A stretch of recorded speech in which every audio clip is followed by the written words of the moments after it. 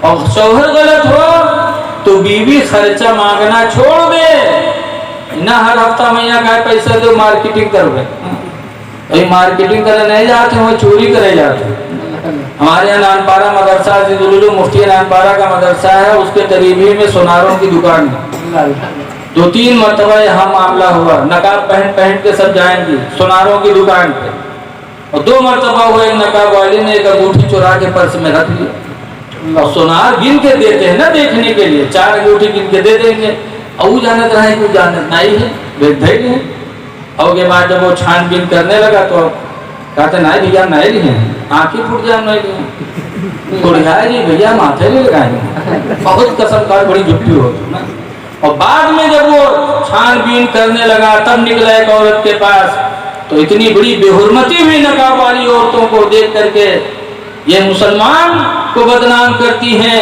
اسلام کو بدنام کرتی ہیں نقاب پہن کر کے مارکیٹوں میں چوری کرتی ہیں سوناروں کی دکان پہ جا کر کے اے لوگوں عورتوں کو مارکیٹنگ کرنے مت بھیجو خود جاؤ حضرت عمر فاروق اعظم کا زمانہ دیکھو کہ جو لوگوں کی جن عورتوں کے شوہر شہید ہو جاتے عورتیں بیوہ ہو جاتی یا جن کے شوہر جنگ میں چلے جاتے تو عورتیں مارکیٹ نہیں جاتی تھیں حضرت عمر فاروق اعظم رضی اللہ تعالیٰ عنہ ان کے گھر کی ضرورتیں معلوم کر کے بازار سے سامان لے کے حضرت عمر خود ان کے گھر پہنچا دیا کرتے تھے عورتوں کو اجازت نہیں دیا کہ وہ مارکیٹ میں جائیں یاد آئے لوگوں قرآن پڑھاؤ اپنے خود پڑھو اپنے بچیوں کو پڑھاؤ مدرسہ آباد کرو قرآن کی تعلیم رہے گی تو انشاءاللہ تعالی ہماری زندگی شریعت کے مطابق گزرے گی کیا بات ہے آج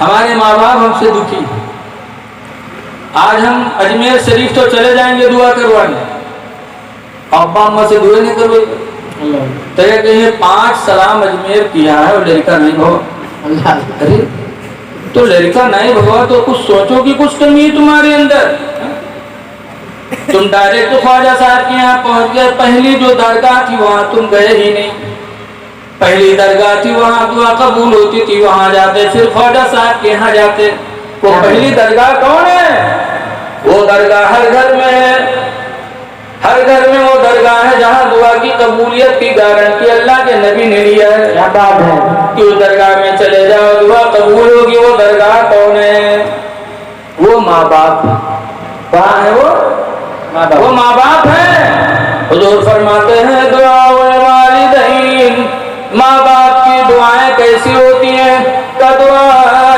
نبی لامتہ جیسے نبی کی دعا امت کے لیے ہوا کرتی ہے سبحان اللہ جیسے نبی اپنی امت کے لیے دعا کرتے تو اللہ قبول فرما لیتا ایسے ماں باپ اپنی اولاد کے لیے دعا کرتے تو اللہ تعالیٰ ماں باپ کی دعا کو قبول کر لیتا اس لیے میرے دینی بھائیوں پہلے ماں باپ سے دعا کرواؤ پھر غریب نواز کی بارگاہ میں جاؤ تو انشاءاللہ آپ کی دعائیں بارگاہ مولا میں قبول ہوتے ہیں بے شک اور ویسے جاؤ تو ویسے جیسے حضرت اورنگزیب عالمگیر ہندوستان کے بادشاہ تھے اللہ اجمیر شریف کے حاضری دینے کے لیے جان لو پہلے وہابی دنیا میں کونوں نہیں رہا یہ وہابی 100-150 سال بہت پیداوار ان کے اس سے پہلے کوئی وہابی نہیں تھا اورنگزیب عالمگیر ہندوستان کے بادشاہ وہ بھی سنی تھے عالم دین تھے ماشاءاللہ کیا بات ہے بہت بڑے عالم دین تھے اور ہندوستان کے بادشاہ تھے ایک مرتبہ اجمیر شریف حاضری دیا وہاں گئے تو دیکھا کہ ایک اندھا غریب نواز کے آستانے کے بعد بیٹھا اور بھیک مانگا تھا کہتے ہیں غریب نواز آنکھ دے دے غریب نواز نہیں دے گا تو آج تیری مزار گرا دوں گا آنکھ دے دے غریب نواز ابو جبھی میر کا ہے تو زیارت کرنے والے جانے کا بڑا جلالی آدمی ہے تو بھیک دے گا اورنگزیب عالمگیر ہے جب یہ کہہ رہا تھا آنکھ دے دے غریب نواز ورنہ تیری مزار گرا دوں گا تو اورنگزیب عالمگیر قریب میں گئے کتنے دن سے آپ بھیک مانگ رہے ہیں آپ کتنے دن سے مانگ رہے غریب نواز نے نہیں دیا تو اندھرا کہے گا کہ 5 سال ہو گیا آنکھ مانگتے مانگتے آج تک غریب نواز نے آنکھ نہیں دیا آج نہیں دے گا تو اس کی مزار گرا دوں گا تو اورنگزیب عالمگیر بادشاہ تھے وہ نہیں جانتے اس کی بادشاہ تب اورنگزیب عالمگیر نے فرمایا سن میں ہندوستان کا بادشاہ اورنگزیب عالمگیر ہوں اللہ میں مزار پہ فاتحہ پڑھنے جا رہا ہوں ابھی واپس آ رہا ہوں، اگر تیری آنکھ صحیح نہ ملی تو گردن مار دوں گا۔ اللہ اللہ۔ اور جلالی بادشاہ تھے جو کہتے تھے کرتے تھے۔ اتنا بول کے جو اورنگزیب عالمگیر مزار پہ گئے، اب وہ اندھرا چلائے لگا، اے اللہ اورنگزیب بڑا ضدی ہے، الہی آنکھ دے دے ورنہ وہ میری گردن مار دے گا۔ یا اللہ اب تک آنکھ کی بات تھی، اب جان کی بات آ گئی، اے پروردگار آنکھ دے دے ورنہ میری جان چلی جائے گی، اورنگزیب مانے گا نہیں۔ اب جو رو رو کے دعا مانگی، اے غریب نواز آنکھ دے دو ورنہ اورنگزیب مار ڈالے گا۔ جب دل سے رو رو کے دعا مانگی تو آنکھوں کی روشنی واپس آ گئی۔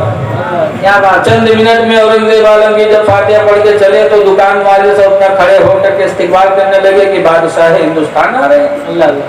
تو سب کھڑے ہوئے تو اندر وہ کھڑا ہوا اور سب ایسے ٹھاک دے تو اندر وہ آنکھ پھاڑ پھاڑ کے دیکھے، ایسے دیکھے کہے کہ دیکھ لیں کہ ہمارا آنکھ صحیح ہوئی گیا ورنہ مار نہ ڈالیں۔ تو اورنگزیب عالمگیر فرماتے ہیں کہ آنکھوں میں روشنی آ گئی، کہاں حضور آ گئی۔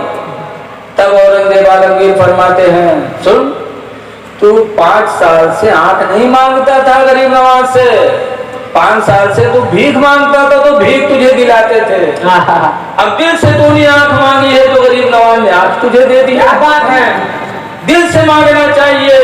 تو مسلمانوں اللہ والوں سے سب کچھ ملتا ہے، لیکن شرط یہ ہے کہ عقیدت ہونی چاہیے۔ تو اللہ تک پہنچنے کے لیے وسیلہ ڈھونڈ لو، اللہ کی راہ میں جہاد کرو، اور جہاد کا معنی میں نے بتا دیا۔ دیکھو حدیث میں لکھا ہے وفد اللہ ثلاث، 3 لوگ اللہ کے مہمان ہیں، 3 بندے اللہ کے مہمان بولے جاتے ہیں۔ کون کون؟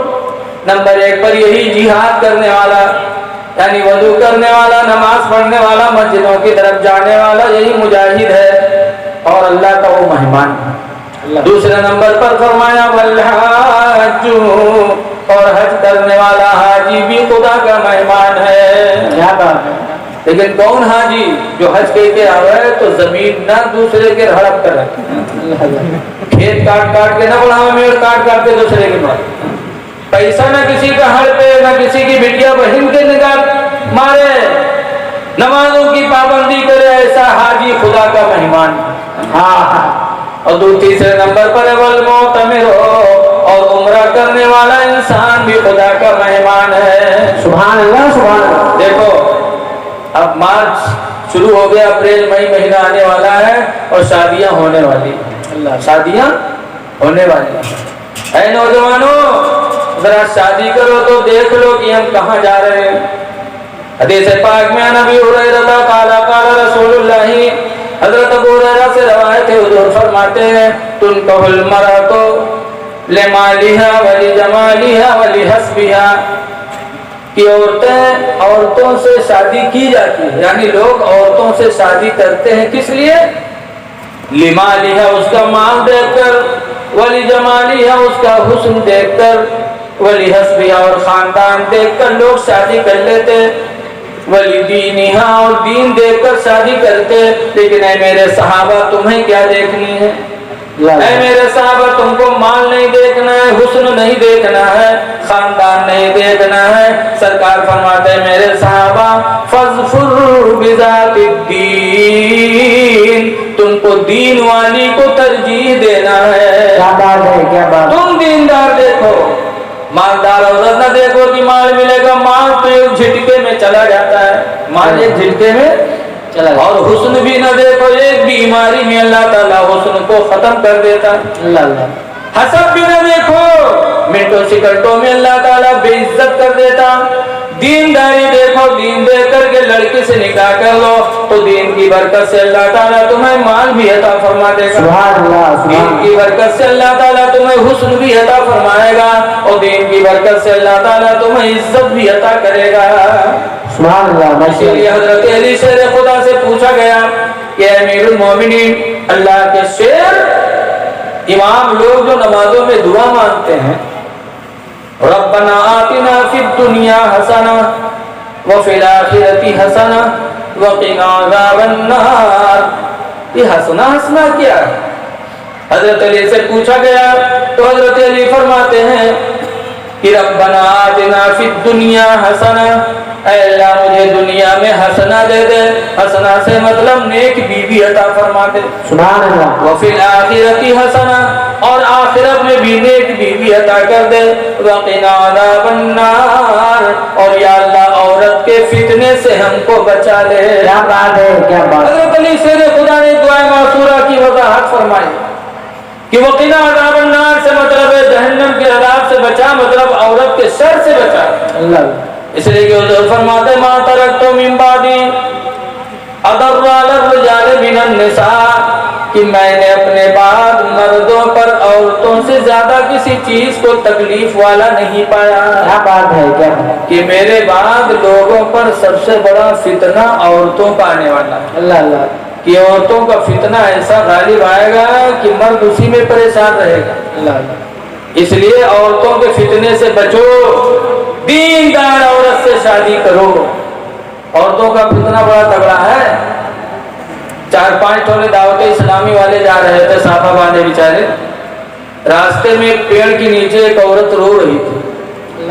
ان لوگوں نے دیکھا تو ترس آیا کہ یار یہاں کوئی انسان نہیں ہے, باہر ہے, بابادی کے پیڑ کے نیچے رو رہی, اس کا مطلب کوئی مصیبت زدہ ہے. اللہ. پھر کہا چلو چھوڑو ہٹاؤ, رونے دو. لیکن ایک صاحب نے کہا نہیں یار میں جاؤں گا, اس سے خیریت پوچھوں گا. اللہ جانے کس مصیبت میں ہے, اللہ کی مخلوق ہے. ایک صاحب گئے پیڑ کے پاس, اس عورت کو سلام کیا, پوچھا بہن کیوں رو رہی ہے؟ کہا میرا شوہر بہت زمانے سے غائب ہے, میرے یہاں کوئی روزی کمانے والا نہیں ہے, میں بھوکوں مرتی ہوں. شہر کے قاضی کے پاس گئی تھی کہ تو مجھے اجازت دے دو میں دوسرے سے نکاح کر لوں, تو اس نے اجازت ہی نہیں دی. اس نے کہا کہ یا تو 2 گواہ آ کر کے گواہی دے دے کہ تیرا شوہر ختم ہو گیا, تب اجازت دوں گا دوسرے نوجوان سے نکاح کرنے کا, اور یا تو تیرا شوہر آ کے طلاق دے دے تو میں اجازت دوں گا تو کسی سے نکاح کر لے. ان 2 چیزوں کے علاوہ تیرے نکاح کی اجازت نہیں ہے. تو میں رو رہی ہوں, اے میرے بھائی میری ایک مدد کر دو. تو دعوت اسلامی والے بولے بولو. تو کہا ایسا ہے کہ گواہ تو مل نہیں رہے ہیں جو جا کے کہہ دیں کہ میرا شوہر مر گیا ہے. تو ایک چیز ہو سکتی ہے. کہا کیا؟ کہا تھوڑی دیر کے لیے تم ہمارے شوہر بن جاؤ. اللہ. اور قاضی کے پاس چلے چلو, قاضی کے سامنے تم کہہ دو کہ میری بیوی ہے, میں رکھنا نہیں چاہتا, یہ نالائق ہے, اور کھڑے ہو کر کے تم طلاق دے دو تو قاضی مجھے اجازت دے دے گا, میں دوسرے مرد سے نکاح کر لوں گی, تو کم سے کم دنیا میں بھی کچھ خوشی کی سانس گزار دوں گی. مبلغ صاحب نے سوچا یار جھوٹ بولیں گے لیکن اس عورت کا بھلا ہو جائے گا. اللہ. چلو جھوٹ بول دیں, اللہ سے توبہ کر لیں گے, اللہ رحیم و کریم میں معاف کر دے گا, لیکن اس کی زندگی تو کم سے کم خوشگوار ہو جائے گی. اللہ. وہ مبلغ صاحب بیچارے سوچ کے وہاں سے چلے اور وہاں گئے, قاضی صاحب کے سامنے گئے. اب عورتیوں گئے, دونوں ٹھوئے قاضی صاحب کے سامنے کھڑے ہوئے. قاضی صاحب نے پوچھا بولو کیا معاملہ ہے؟ تو مبلغ صاحب کہیں یہ میری بیوی ہے لیکن بہت نالائق ہے, بہت کمینی ہے, بہت اٹھائی گیلی ہے, میں اس کو رکھنا نہیں چاہتا ہوں, میں طلاق دینا چاہتا ہوں. تو عورتیہ سے پوچھا تو عورتیہ نے کہا ٹھیک ہے, جب میں نالائق ہوں, رکھنے کے لائق نہیں ہوں, تو ٹھیک ہے مجھے طلاق دے دے. تو قاضی صاحب نے کہا ٹھیک ہے دے دو. تو مبلغ صاحب نے 3 طلاق دے دیا. جب طلاق دے دیا اس کے بعد چلنے لگے. تو عورتیہ کہے ارے جا رہے ہو, طلاق دے دیا, میں نالائق تھی, کمینی تھی, تمہارے لائق نہیں تھی, تم نے مجھے طلاق دے دیا تو کم سے کم میرا مہر تو دے دو 25,000 روپیہ. اللہ. میرا مہر دے دو تب جاؤ. اب وہ مبلغ صاحب کھڑبڑانے یہ کہا تھے جب ہم نالائق ہیں چھوڑ دیے ہو تو ہمارا مہر جو 25,000 روپیہ تو دے دو. قاضی شہر نے کہا ہاں مہر اس کا ادا کرو. آپ مبلغ صاحب اوپر آنکھیں مارے کہ کچھ سوچو, کچھ سمجھو. پہلے سب سوچ لیا ہے, جب میں نالائق تھی چھوڑ دیا تو میرا مہر دے دو جاؤ. اب بیچارے مبلغ صاحب بہت پریشان کہ اگر بتاتا ہوں کہ سب جھوٹا ہے تو 420 میں بند ہوئی. تب مبلغ صاحب قاضی صاحب سے کہیں کہ قاضی صاحب 2 گھنٹے کی میں اجازت چاہتا ہوں. کہا ٹھیک ہے. گئے مبلغ صاحب اپن زمین بیچن اور بیچ کے 25,000 روپیہ لائے دیے, تب جا کے چھٹکارا پہ. تو حضور نے فرمایا کہ میں نے اپنے بعد میری امت میں نے سب سے بڑا فتنہ جو دیکھا عورتوں کا دیکھا ہے, اس لیے दीनदार औरत से शादी करो, इंशाअल्लाह तुम हमेशा खुश रहोगे। अल्लाह अल्लाह, दुआ है कि अल्लाह ताला हमको आपको कुरान पढ़ने की तौफीक अता फरमाए। आमीन। मदारिस की तरफ अल्लाह ताला हमारे आपके दिलो दिमाग को बांध, मदारिस की तरफ हमारे दिलो दिमाग को अल्लाह ताला मुतवज्जा करे। ऐ लोगों, सहाबा की जिंदगी सुनते हो तो अमल करने की कोशिश करो। हजरत अली शेर खुदा रज़ी अल्लाह ताला अन्हु हैं। एक दिन हजरत अली मदीने तैयबा में जा रहे थे तो एक साहब उनके पीछे पीछे चलने लगे। तो हजरत अली शेर खुदा फरमाते हैं तुम मेरे बराबर आओ, पीछे मत चलो। कहा नहीं, हम एक अमीर, आप अमीर हैं, हम गरीब आदमी हैं, हम आपके बराबर कैसे चल सकते हैं। हजरत अली फरमाते तुम मुसलमान हो, मोमिन हो, पीछे चलोगे तो मोमिन की तौहीन होगी और अली की हिलाकत होगी। कहा ये कैसे? कहा मोमिन हो, अल्लाह ने तुम्हें इज्जत अता फरमाई है, तुम पीछे चलोगे तुम्हारी तौहीन होगी और मैं आगे रहूंगा, मेरे दिल में घमंड न पैदा हो जाए कि मैं बहुत अच्छा हूं तभी आगे में मेरे पीछे है, और जहां घमंड पैदा हुआ तो मैं तो बर्बाद हो जाऊं। इसलिए सहाबे किराम ने नफ्स को मारा है। आज हम चलते हैं तो सोचते हैं हमारे आगे कोई न चले, हम आगे रहे, सब पीछे रहे। तो सहाबा ने हमें सबक दिया कि नहीं नहीं, बराबर चलो, किसी को अपने पीछे न चलाओ कि कहीं तुम्हारे दिल में घमंड न पैदा हो जाए कि हम बड़े मौलाना हैं या हम प्रधान हैं या हम विधायक हैं। ऐसी चीजें न करो। अल्लाह अल्लाह। एक हदीस शरीफ सुन लो, हजरत का हुक्म है, उसके बाद फिर हम अपनी तकरीर खत्म करते हैं।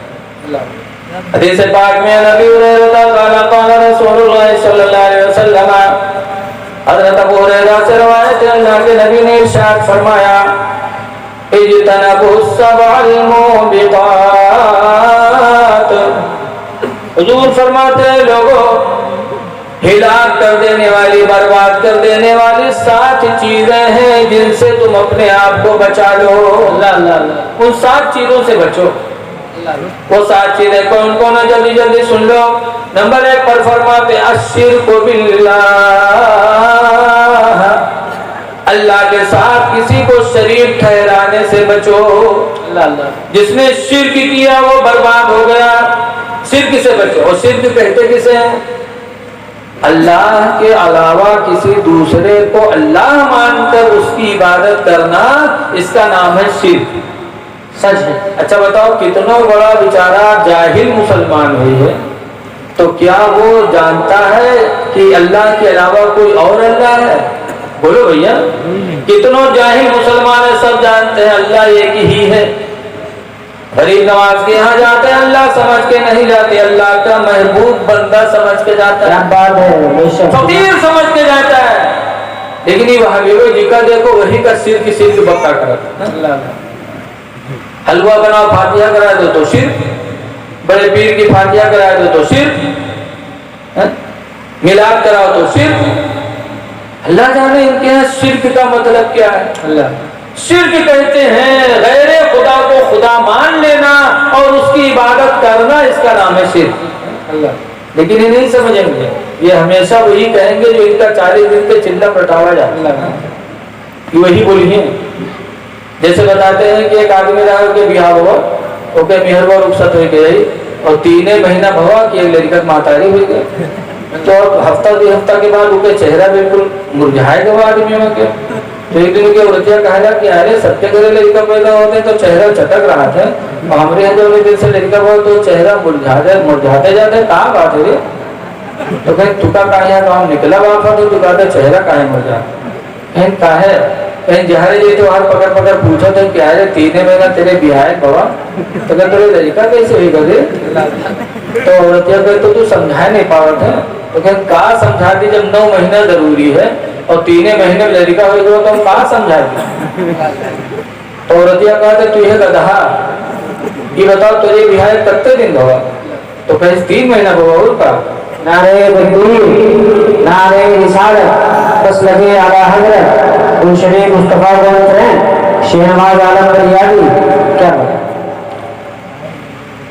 तोरे में शादी करते दिन हो गए 3 महीना, पैसा हमरे शादी कहें तोरे शादी 3 महीना रह गए। तक फिर कहा तो लड़के हुआ करते दिन पर हुआ, तो वो 3 महीना भवा तो रतिया जोड़ावे लाग कहीं जोड़ सब कई महीना रहे दे पढ़ाई पहाड़ा घर में 3 महीना तेरे बिहाई भवा 3 महीना हमरे बिहाई भवा और 3 महीना लड़का भवा सब 9 महीना नहीं रह गए 9 महीना तो भवा है रे बहू के समझ में आएगा अरे हाँ यार ये तो 9 महीने भवा है। अब अगर कौन शहर गांव वाला नाम ले ली तो खैरियत नहीं।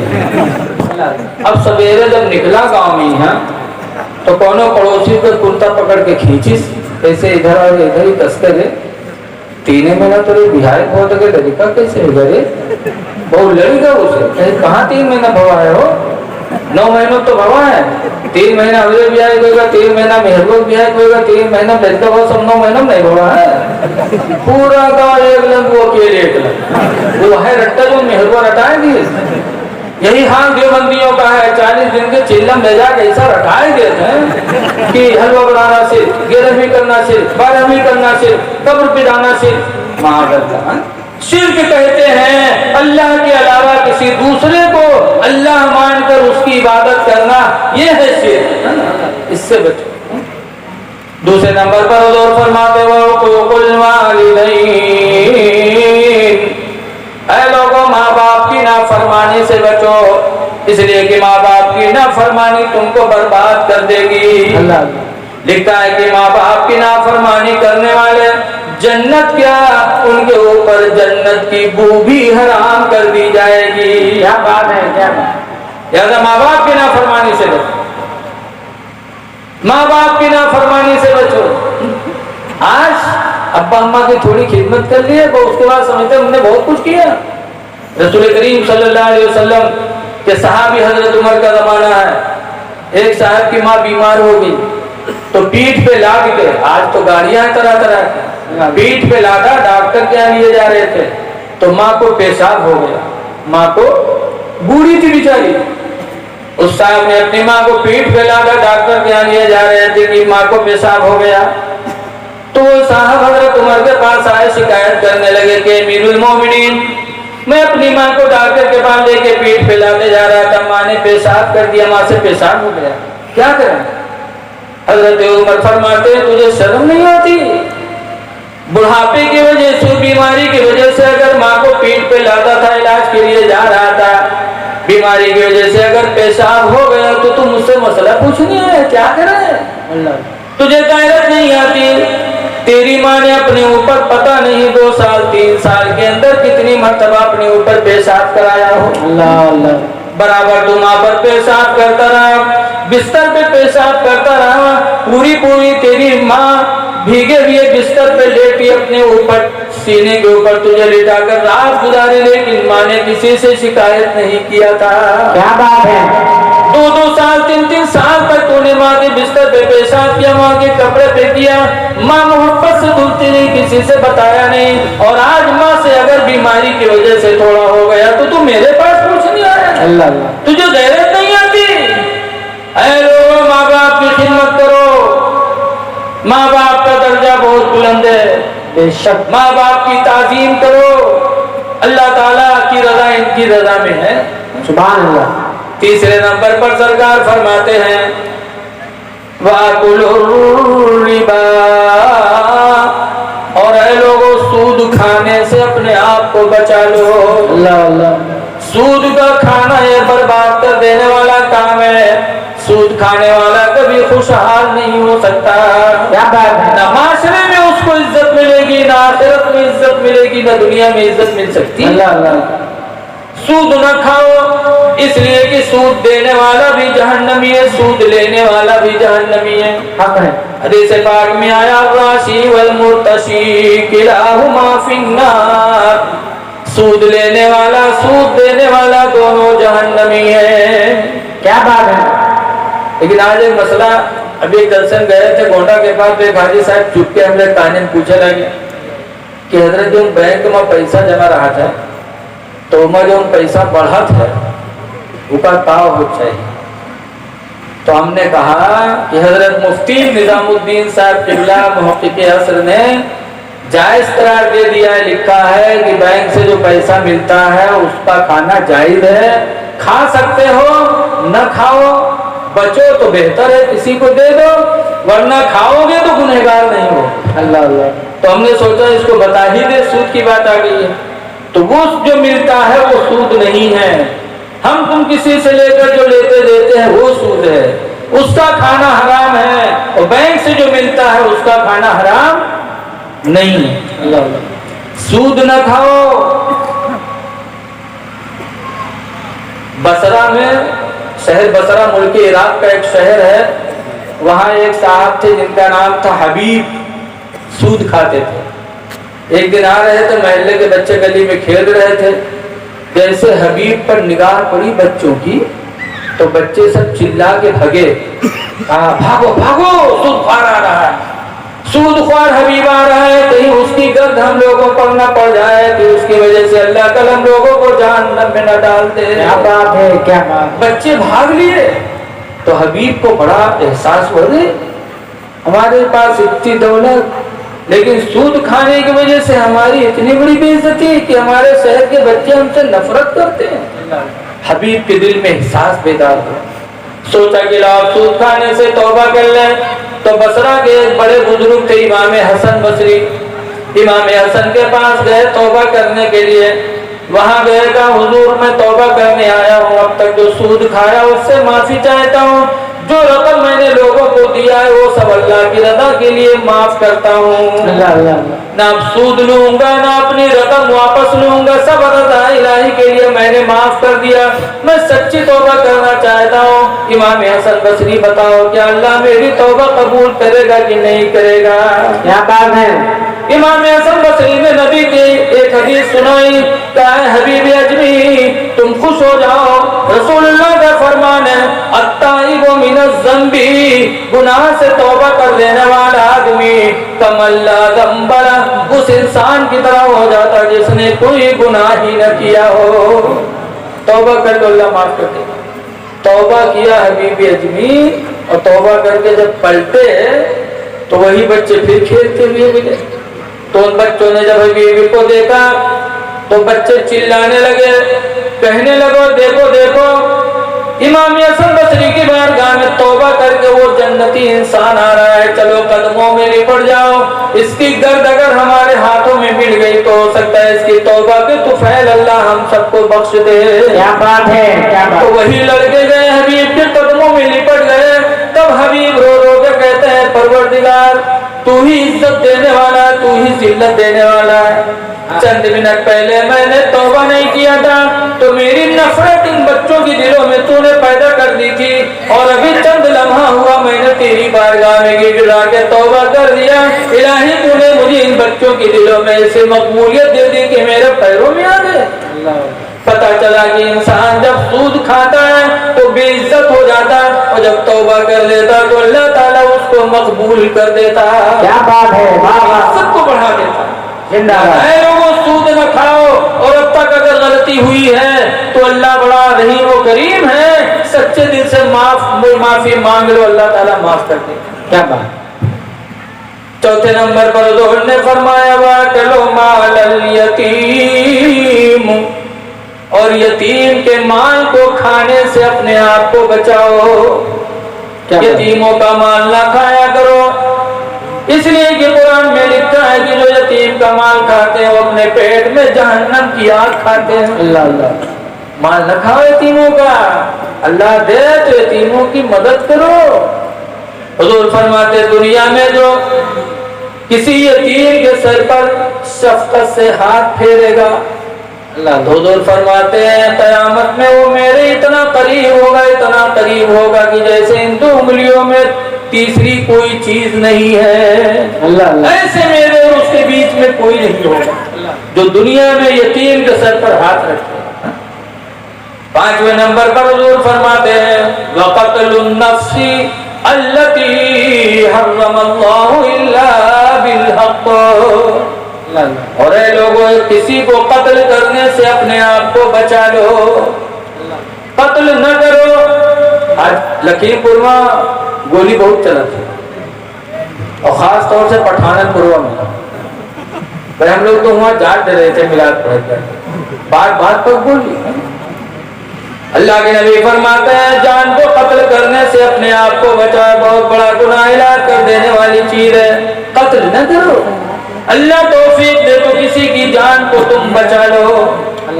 قرآن میں من احیاہا، جس نے کسی ایک جان کو بچا لیا، فکأنما احیا الناس جمیعا، تو اس نے پوری جماعت کی جان بچا لیا۔ کیا بات ہے، کیا بات۔ اگر ایک آدمی کو تم بچا لیو، مارا جاتا ہے، لوگ مار ڈالے تھے، آپ نے بچا لیا، تو اس سے جو لڑکے پیدا ہوئے تو گویا کہ ان کو تم نے بچایا، پھر لڑکوں سے جو لڑکے پیدا ہوں گے ان کو تم نے بچایا، قیامت تک جتنی نسلیں اس سے نکلیں گی سب کو تم نے گویا کہ یہ جان بچا کر سب کو بچا دیا۔ اللہ اللہ۔